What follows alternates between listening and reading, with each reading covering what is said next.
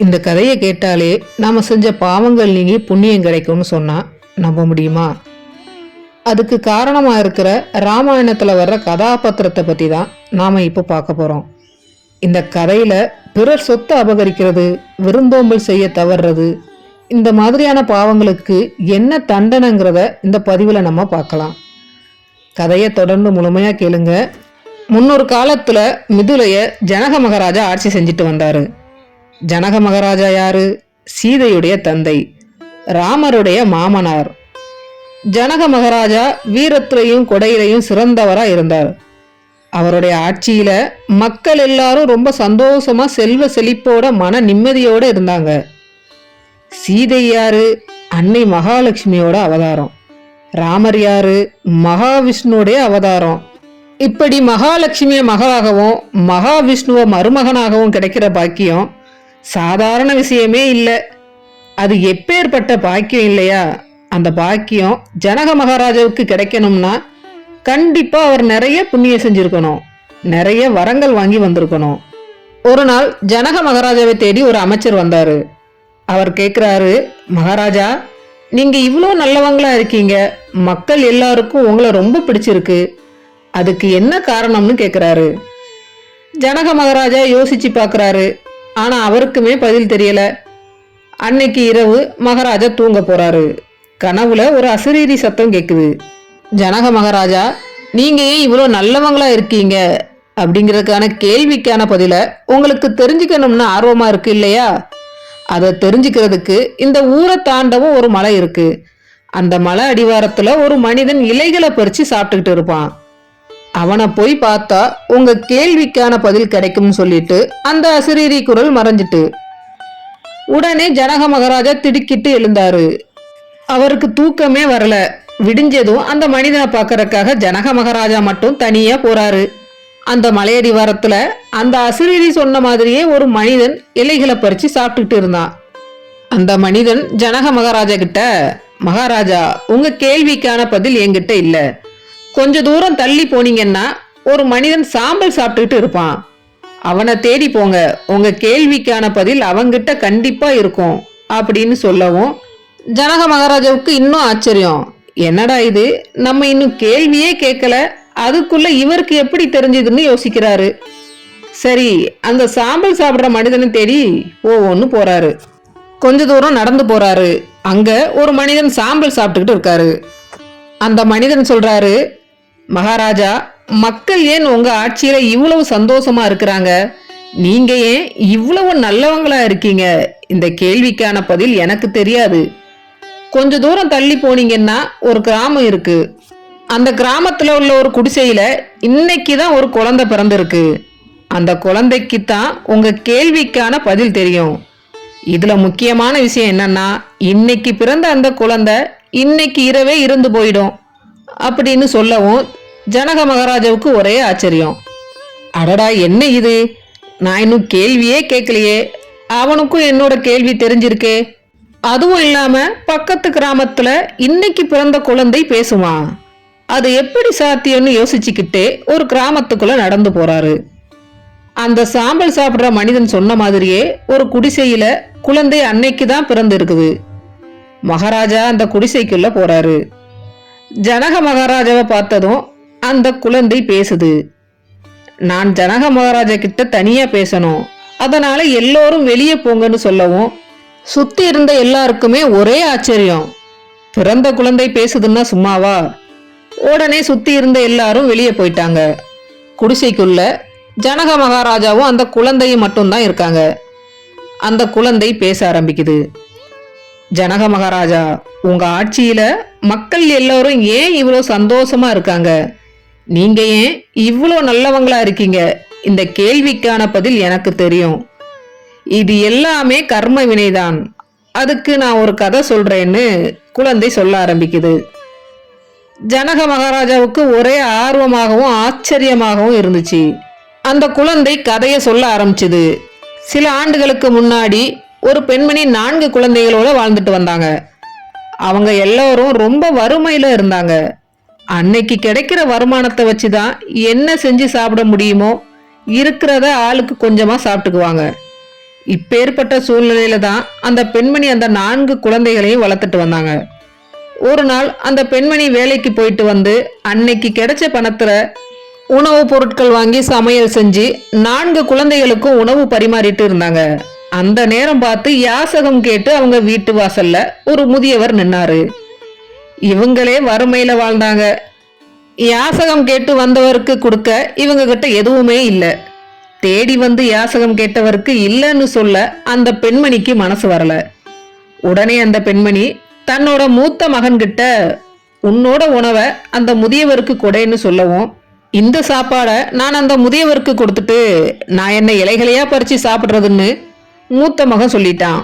சரி, இவன் கொடுக்க மாட்டேங்கிறான் அப்படின்னு 2வது மகன்கிட்ட உன்னுடைய உணவையாவது அந்த முதியவர்கிட்ட கொடு அப்படின்னு அந்த பெண்மணி சொல்லவும், 2வது மகன் சொல்றான், என்னுடைய உணவை அந்த முதியவர்கிட்ட கொடுத்துட்டு நான் என்ன சாம்பலையா சாப்பிட்றது அப்படின்னு சொல்லிட்டான்.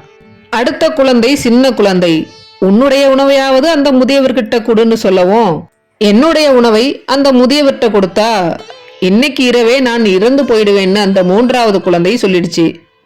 கடைசியா அந்த 4வது குழந்தைகிட்ட அந்த பெண்மணி உன்னுடைய உணவையாவது அந்த முதியவர்கிட்ட கொடுன்னு சொல்லவும், அந்த 4வது குழந்தை கொஞ்சம் கூட யோசிக்காம அந்த முதியவர்கிட்ட தன்னுடைய உணவை கொடுத்துட்டு அந்த முதியவரும் பசியார அந்த உணவை சாப்பிட்டாரு. அன்னைக்கு இரவே பசியால அந்த குழந்தை இறந்து போயிட்டு.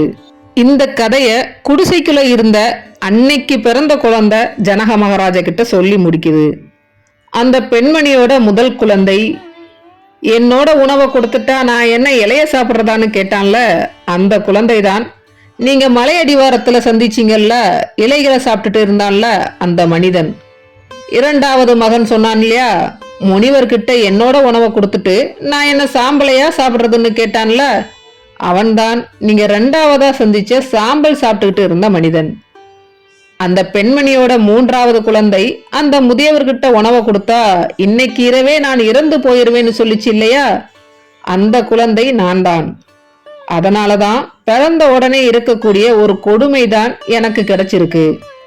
ஆனா 4வது குழந்தை முதியவருக்கு உணவையும் கொடுத்துட்டு அன்னைக்கு இரவே இறந்து போச்சு இல்லையா, அந்த குழந்தை தான் நீங்க. முற்பிறவியோட கர்ம வினையை தான் இந்த பிறவியில நீங்க அனுபவிச்சுட்டு இருக்கீங்க. உங்க ஆட்சியில உள்ள மக்கள் எல்லாரும் சந்தோஷமா இருக்கிறதுக்கும் நீங்க இவ்வளோ நல்லவரா இருக்கிறதுக்கும் காரணம் உங்க முற்பிறவியுடைய பயன்தான்னு அந்த குழந்தை ஜனக மகாராஜாவோட கேள்விக்கு பதில் சொல்லி முடிக்குது. ஜனக மகாராஜாவுக்கோ அவருடைய கேள்விக்கு பதில் கிடைச்சிருச்சு. மன தெளிவோடும் சந்தோஷமாகவும் தன்னோட அரண்மனைக்கு போறாரு. ஜனக மகாராஜா எப்பவும் போல நல்லாட்சி புரிகிறாரு. இப்படியே சில வருடங்கள் போகுது. ஜனக மகாராஜா நாணம் அடையணும்னு ஆசைப்பட்டாரு. தன்னுடைய நாட்டுல இருந்தோம் பக்கத்து நாடுகள்ல இருந்தோம் பல பண்டிதர்கள், யோகிகள், ரிஷிகள் இவங்களெல்லாம் வர வச்சு அவங்க கிட்ட இருந்து வேத சாஸ்திரங்களை கற்று தெரிந்துகிட்டாரு. நான் நிறைய கட்சி தெரிஞ்சுக்கிட்டேன், ஆனா எப்போ நான் நாணம் அடைகிறதுன்னு ஜனக மகாராஜா சொல்லவும், ஒரு பண்டிதர் ஓலைச்சுவடியை எடுத்து அதுல உள்ளதை படிச்சு சொல்றாரு. ஒரு காலை நீங்க குதிரையில வச்சு ஏறும்போது நீங்க மறுபக்கம் போடுற அந்த ஒரு நொடியில உங்களுக்கு நாணம் கிடைச்சிடும் அப்படின்னு அந்த பண்டிதர் சொல்றாரு. இத ஜனக மகாராஜாவால நம்பவே முடியல. அது எப்படி சாத்தியம்? எப்படி ஒரு நொடியில நாணம் அடைய முடியும்? ஒண்ணு நீ பொய் சொல்லணும், இல்லன்னா இருக்கிறத மிகைப்படுத்தி சொல்லணும் அப்படின்னு சொல்லிட்டாரு. அதுக்கு அந்த பண்டிதர் சொல்றாரு, அரசே, இந்த சுவடிகள் எல்லாம் கட்சி தேர்ந்த ஞானிகளால எழுதப்பட்டது. இதை உணர்ந்து உங்ககிட்ட சொல்லத்தான் முடியுமே தவிர என்னால நிரூபிச்செல்லாம் காட்ட முடியாது அப்படின்னு சொல்லவும், ஜனக மகாராஜா சொல்றாரு, உன்னால உணர முடியும், நிரூபிச்சு காட்ட முடியாதுன்னா இது பொய் தான். நீ சொன்ன பொய்க்காக சிறையில இருன்னு சொல்லிட்டு அந்த பண்டிதரை சிறையில அடைச்சிட்டாரு ஜனக மகாராஜா. அதுக்கப்புறம் அவரோட அரசவைக்கு வேற ஒரு பண்டிதர் வராரு. அவர்கிட்டையும் ஜனக மகாராஜா அந்த ஓலைச்சுவடியை காட்டி அதற்கான அர்த்தம் கேட்கிறாரு. அவரும் அப்படியே தான் சொல்றாரு, ஒரு நொடியில உங்களுக்கு நாணம் கிடைச்சிடும்னு சொல்றாரு. அந்த பண்டிதரும் என்னால இதை உணரதான் முடியும், நிரூபிக்க முடியாதுன்னு சொல்லவும் அந்த பண்டிதரையும் ஜனக மகாராஜா சிறையில அடைக்கிறாரு. இப்படியே ஒவ்வொரு பண்டிதரா சிறையில அடைக்க நிறைய பண்டிதர்கள் இவருக்கு பயந்து நாட்டை விட்டே வெளியேற ஆரம்பிச்சாங்க. ஆனா ஜனக மகாராஜாவுக்கு இதை எப்படியாவது தெரிஞ்சுக்கணும்னு ஆர்வம் அதிகமா இருந்துச்சு. இந்த சமயத்துலதான் அரண்மனைக்கு அஷ்டவக்ரர் வராரு. அஷ்டவக்ரர் அப்படின்னா குள்ளமான தோற்றத்தோட 8 கோணல்களோட இருப்பாரு. அஷ்டவக்ரர் ஜனக மகாராஜா கிட்ட உங்க கேள்விக்கான பதில் எனக்கு தெரியும்னு சொல்றாரு. உங்களுக்கு ஒரு நொடியில கண்டிப்பா ஞானம் கிடைக்கும் அப்படின்னு சொன்னதும் ஜனக மகாராஜா சொல்றாரு, நான் இப்பவே குதிரையை கொண்டு வரேன், எனக்கு இந்த இடத்திலேயே ஞானம் கிடைக்கட்டும், குதிரையை கொண்டு வாங்கன்னு அவருடைய அமைச்சர்கிட்ட சொல்றாரு. இதை கேட்ட அஷ்டவக்ர முனிவர், ஜனக மகாராஜாவே, இந்த நொடி இந்த இடத்திலேயே ஞானம் கிடைக்கணும்னா அது சாத்தியமே இல்லை. நீங்க என் கூட வாங்க, குதிரையில வாங்க, ஒரு இடத்துக்கு உங்களை கூப்பிட்டு போறேன், அங்க உங்களுக்கு ஞானம் கிடைக்கும்னு சொன்னாரு. அதுக்கு முன்னாடி சிறையில நிறைய பண்டிதர்களை அடைச்சி வச்சிருக்கீங்கல்ல, அவங்க எல்லாரையும் விடுதலை பண்ணணும், அதுக்கப்புறம் தான் உங்களுக்கு எப்படி ஞானம் கிடைக்கும்னு நான் சொல்வேன்னு சொன்னதும் ஜனக மகாராஜா சிறையில அடைச்சி வச்சிருந்த அத்தனை பண்டிதர்களையும் விடுதலை செஞ்சிட்டாரு. அதுக்கப்புறம் ஜனக மகாராஜா ஒரு குதிரையில கிளம்புறாரு. அஷ்டவக்ரர் ஒரு பல்லக்குல கிளம்புறாரு. 2 பேரும் ஒரு இடத்துக்கு போறாங்க. முதல்ல அஷ்டவக்ரர் பல்லக்குல இருந்து கீழே இறங்குறாரு. பல்லக்குல தூக்கிட்டு வந்த ஆட்களை அஷ்டவக்ரர் கிளம்ப சொல்றாரு. அவங்களும் கிளம்பி போறாங்க. இப்போ ஜனக மகாராஜா கீழே இறங்க பாக்குறாரு குதிரையில இருந்து. இத பார்த்த அஷ்டவக்ரர், ஜனக மகாராஜாவே, இப்போ நீங்க கீழே இறங்காதீங்க, நான் உங்ககிட்ட ஒண்ணு கேக்குறேன், அதை கேட்டதுக்கு அப்புறம் நீங்க அதுக்கு பதில் சொல்லுங்க, அதுக்கப்புறம் நீங்க கீழே இறங்கினா போதும்னு சொல்றாரு. ஜனக மகாராஜாவும் சரின்னு சொல்ல அஷ்டவக்ரர் மகாராஜா கிட்ட, நீங்க என்ன உங்க குருவா ஏத்துக்கணும், அப்போதான் நான் சொல்றபடி நீங்க கேட்க முடியும்னு சொல்லவும் ஜனக மகாராஜா அப்படியே ஆகட்டும்னு சொல்லிட்டாரு. இப்போ அஷ்டவக்ரர் தானே குரு, அதனால ஜனக மகாராஜான்னு சொல்லாம, ஜனகா, இப்போ உன் குதிரையில இருந்து நீ கீழே இறங்கு அப்படின்னு சொல்றாரு. உடனே ஜனக மகாராஜாவும் தன்னோட ஒரு காலை மட்டும் எடுத்து கீழே இறங்க போறாரு. இன்னொரு கால் குதிரையில இருக்கு. அந்த நிலைமையில அஷ்டவக்ர முனிவர் அப்படியே ஆகட்டும்னு சொல்லிடுறாரு. தன்னோட குருவான அஷ்டவக்ரரோட பேச்சை கேட்ட ஜனக மகாராஜா ஒரு கால் குதிரை மேலையும் ஒரு கால் மேலோங்கியும் அப்படியே அசையாம அதே நிலைமையில நிக்கிறாரு. அஷ்டவக்ர முனிவர் அங்க இருந்து போயிட்டாரு. ஜனக மகாராஜா ஒரே நிலையிலேயே பல வாரங்களா நிக்கிறாரு. ஜனக மகாராஜா அரசவையில காணும்னு எல்லாரும் தேடுறாங்க. ஒரு வழியா மகாராஜாவை தேடி கண்டுபிடிச்சிட்டாங்க. ஜனக மகாராஜா குதிரை மேல ஒரு காலை தூக்குன மாதிரி நிக்கிறத எல்லாரும் பார்த்துட்டாங்க. மகாராஜா மகாராஜான்னு எல்லாரும் கத்துறாங்க. ஆனா அவருக்கு மக்கள் கத்துறது எதுவுமே காதுல விழவே இல்லை. அப்படியே ஸ்தம்பிச்சு போய் ஒரே நிலைமையில அப்படியே நிக்கிறாரு. பல்லக்குல 2 பேர் அஷ்டவக்ரரை தூக்கிட்டு வந்தாங்க இல்லையா, அவங்க சொல்றாங்க, நாங்க தான் பல்லக்குல அஷ்டவக்ர முனிவரை தூக்கிட்டு வந்தோம், அவருதான் ஜனக மகாராஜாவை ஏதோ செஞ்சிட்டாருன்னு நினைக்கிறேன்னு சொல்லவும் ஊர் மக்கள் எல்லாரும் அஷ்டவக்ர முனிவரை தேட ஆரம்பிச்சிட்டாங்க. ஜனக மகாராஜா தான் அசையாம அப்படியே நிக்கிறாரு. குதிரையோட தூக்கிட்டு போய் அரண்மனையில வச்சிட்டாங்க. அஷ்டவக்ர முனிவரை ஒரு வழியா தேடி கண்டுபிடிச்சு அரண்மனைக்கு கூட்டிட்டு வர்றாங்க. அங்க இருக்கிற அமைச்சர்கள் எல்லாம் அஷ்டவக்ரர்கிட்ட கேள்வி கேட்க ஆரம்பிச்சிட்டாங்க. நீங்க தான் எங்க மகாராஜாவை என்னவோ பண்ணிட்டீங்கன்னு பழி போட ஆரம்பிச்சாங்க. இதெல்லாம் கேட்டுட்டு இருந்த அஷ்டவக்ர முனிவர், ஜனகா அப்படின்னு ஒரே ஒரு வார்த்தை தான் சொன்னாரு. அவரோட குரலை கேட்ட அடுத்த நொடி ஜனக மகாராஜா திரும்பி பாக்குறாரு. குதிரையில இருந்து தன்னோட காலை கீழே எடுத்து வைக்கிறாரு.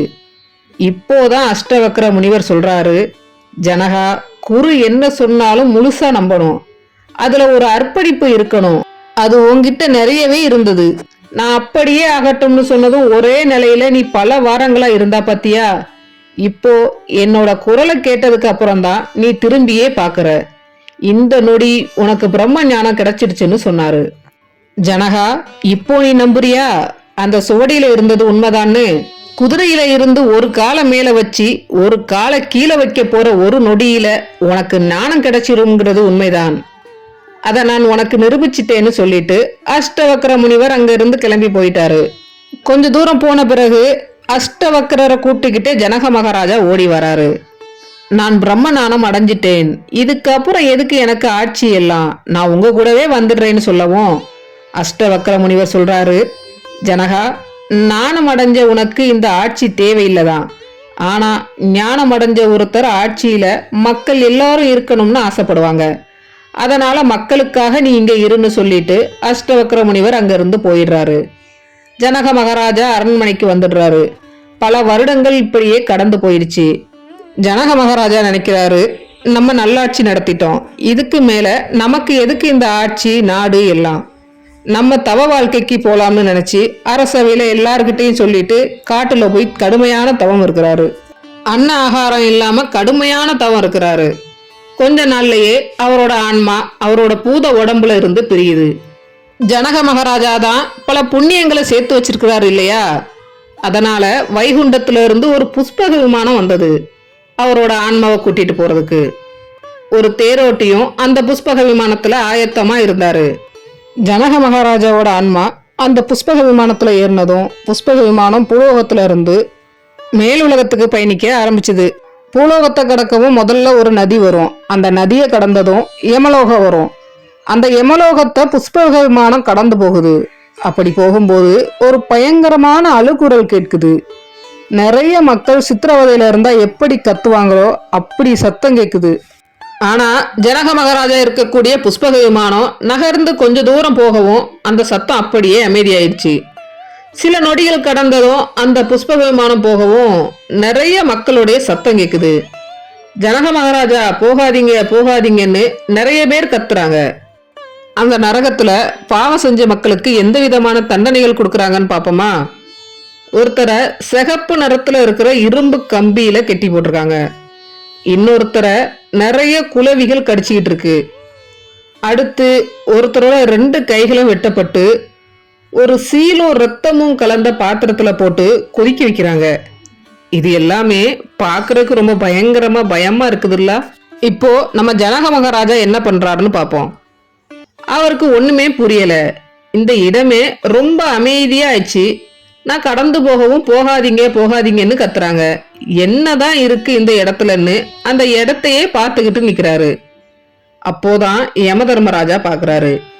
என்னடா இது, யமலோக வாசல்கிட்ட புஷ்பக விமானம் வந்து நிக்குது, இது எப்படி சாத்தியம், யார் இங்க இருக்காங்கன்னு பார்க்க வர்றாரு. உள்ள பார்த்தா ஜனக மகாராஜா. ஜனக மகாராஜாவை பார்த்து யமதர்மராஜா கேக்குறாரு, நீங்க ஏன் இங்க இருக்கீங்க, நீங்க வைகுண்டத்துக்கு போகலையா, உங்களுக்கு இங்க என்ன வேலைன்னு கேக்குறாரு. யமதர்மராஜாவே, நான் வைகுண்டத்துக்கு தான் போயிட்டு இருந்தேன். ஆனா இந்த இடத்த கடந்து போகும்போது போகாதீங்க போகாதீங்கன்னு நிறைய பேர் சத்தம் போட்டாங்க.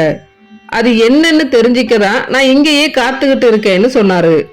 இதை கேட்ட யமதர்மராஜா, இங்க இருக்கக்கூடிய எல்லாரும் பாவிகள், நரக வேதனையை அனுபவிச்சுட்டு இருக்காங்க.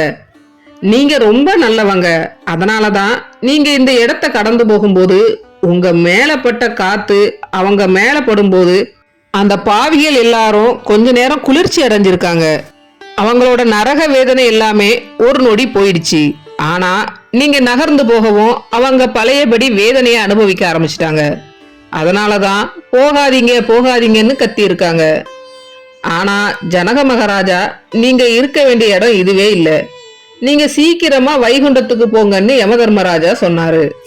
அதுக்கு ஜனக மகாராஜா, என்னால இத்தனை பேர் நன்மை அடைகிறாங்கன்னா நான் வைகுண்டத்துக்கு போய் என்ன செய்ய போறேன், நான் இங்கேயே இருக்கேன், இத்தனை பேருக்கு என்னால நன்மை கிடைக்கும்னா சும்மாவா, அதுவும் எனக்கு புண்ணியம் தானே, அதையும் நான் சேர்த்துட்டு போறேனே அப்படின்னு சொல்லவும் யமதர்மராஜா சொல்றாரு, ஜனக மகாராஜாவே, இங்க இருக்கக்கூடிய எல்லாரும் பாவிகள், இவங்க மேலெல்லாம் நீங்க கருணை காட்டாதீங்க. முதல்ல நீங்க ஒரு மனிதரை பார்த்தீங்க இல்லையா, இவன் தன்னோட நெருங்கிய நண்பரோட மனைவியை மயக்கிட்டான். அதனால இவன் 10,000 வருடங்களா அங்க நெருப்புல சுடப்பட்ட சிகப்பு நிற இரும்பு கம்பிகளால கட்டப்பட்டு இருக்கான். இன்னும் பல வருடங்களுக்கு பிறகு இவன் ஒரு பன்றியோட வயிற்றுல தான் பிறப்பான். இதுதான் இவன் செஞ்ச பாவத்துக்கான தண்டனை. அடுத்து இருக்கிறவனை பாருங்களேன், அடுத்தவனுடைய சொத்தை அபகரிச்சிட்டான். எவ்வளவு கஷ்டப்பட்டு சேர்த்து வச்ச சொத்து, அதை ரொம்ப சுலபமா அபகரிச்சா பூலோகத்துல வேணா அந்த சொத்தை வச்சு சந்தோஷமா இருக்கலாம். ஆனா யமலோகத்துல அதற்குரிய தண்டனையை அவன் அனுபவிக்கணும் இல்லையா, அதனாலதான் அவனுடைய 2 கைகளையும் வெட்டிட்டு ரத்தமும் சீலும் இருக்கக்கூடிய ஒரு பாத்திரத்துல போட்டு கொதிக்க வச்சிட்டு இருக்கோம். பக்கத்துல இருக்கிறவனை பாருங்க, இரவு நேரத்துல பசின்னு தேடி ஒருத்தர் வந்திருக்காரு. ஆனா இவன் உணவு கொடுக்கல. அதனாலதான் 100 வருடங்களுக்கு இவனுக்கு கொலவி கடிக்கிற தண்டனையை நான் கொடுத்துட்டேன். இப்பேற்பட்ட பாவங்கள் செஞ்ச இவங்களுக்கு தண்டனை கொடுக்க வேண்டாமா? அவங்க செஞ்ச தவறுகளுக்கு தண்டனையை தான் இப்போ அனுபவிச்சுட்டு இருக்காங்க. அதனால அவங்களையெல்லாம் நீங்க காப்பாற்றணும்னு நினைக்கவே செய்யாதீங்க. நீங்க தயவு செய்து வைகுண்டத்துக்கு கிளம்புங்கன்னு யமதர்மராஜா ரொம்ப பணிவோட கேட்டுக்கிறாரு. ஆனாலும் ஜனக மகாராஜா விட்டப்பாடில்ல.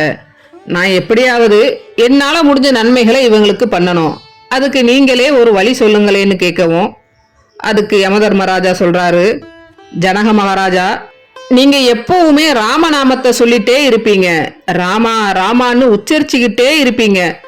அதனாலதான் உங்களுக்கு நிறைய புண்ணியம் சேர்ந்திருக்கு. அந்த ராமநாமத்தை சொன்னதால நீங்க சேர்த்த புண்ணியத்துல 10ல் 1 பங்கை மட்டும் இந்த பாவிகளுக்கு கொடுத்தீங்கன்னா இவங்களுக்கு நான் விடுதலை கொடுத்துடுறேன் அப்படின்னு சொன்னாரு. உடனே ஜனக மகாராஜாவும் ஒத்துக்கிறாரு. ராமநாமத்தை சொன்னதால கிடைச்ச புண்ணியத்துல 10ல் 1 பங்கை கொடுக்கிறாரு. யமதர்மராஜாவும் அந்த பாவிகளை விடுதலை பண்றாரு. ராமநாமத்துக்கு எப்பேற்பட்ட மகிமை இருக்குன்னு பாத்தீங்களா? இப்பதான் ஜனக மகாராஜா கேக்குறாரு, யமதர்மராஜாவே, பாவிகள் மட்டுமே இங்க வருவாங்கன்னு சொல்றீங்களே, ஆனா நான் ரொம்ப நேரமா இங்க நிக்கிறேன், நான் என்ன பாவம் செஞ்சேன்னு கேக்குறாரு. அதுக்கு யமதர்மராஜா சொல்றாரு, நீங்க தான் நிறைய புண்ணியம் செஞ்சிருக்கீங்க. நீங்க செஞ்ச புண்ணியம் இந்த உலகத்திலேயே ரொம்ப பெருசு. ஆனா நீங்களே இங்கு வந்து நிக்கிறதுக்கும் ஒரு காரணம் இருக்கு. அதாவது ஒரு முறை பசுவை புல்ல சாப்பிட விடாம தடுத்துட்டீங்க. அந்த பாவத்தோட தண்டனையாத்தான் ஏமலோக வாசல்ல நீங்க இவ்வளோ நேரம் நிக்க வேண்டிய சூழ்நிலை வந்தது. இப்போ அந்த பாவத்துக்கான பரிகாரம் செஞ்சிட்டீங்க. அதனால இப்போ நீங்க வைகுண்டத்துக்கு போலாம்னு சொன்னாரு. ஜனக மகாராஜாவின் ஆன்மாவும் வைகுண்டத்துக்கு போனது. பாத்தீங்களா, ராமநாமத்தை தினமும் பாராயணம் செஞ்சு பல புண்ணியங்களை சேர்த்துக்கிட்ட ஜனக மகாராஜா யமலோகத்தை கடக்கும் போது யமலோகமே தன்னோட கட்டுப்பாடை இழந்து சொர்க்கலோகமா மாறிடுச்சு. இந்த வீடியோவின் ஆரம்பத்திலேயே சொல்லியிருந்தேன், இந்த கதையை கேட்டாலே புண்ணியம் கிடைக்கும்னு. ஆமாங்க, ஜனக மகாராஜா தன்னோட வாழ்க்கையில எவ்வளவு புண்ணியம் செஞ்சிருந்தா அவர் யமலோகத்தை கடக்கும் போது அந்த யமலோகமே சொர்க்கலோகமா அந்த ஒரு தருணம் மாறி இருக்குன்னா, இப்படிப்பட்டவரோட கதையை கேட்டாலோ ராமநாமத்தை பாராயணம் செஞ்சாலோ நம்ம செஞ்ச பாவங்கள் நீங்கி புண்ணியம் கிடைக்குங்கிறது தான் ஐதீகம். இந்த கதை உங்க எல்லாருக்கும் பிடிக்கும்னு நான் நம்புறேன். ஸ்ரீராம ஜெயம்னு கமெண்ட் பண்ணுங்க. இதுவரை இந்த சேனலை சப்ஸ்கிரைப் பண்ணலன்னா சப்ஸ்கிரைப் பண்ணுங்க. நன்றி.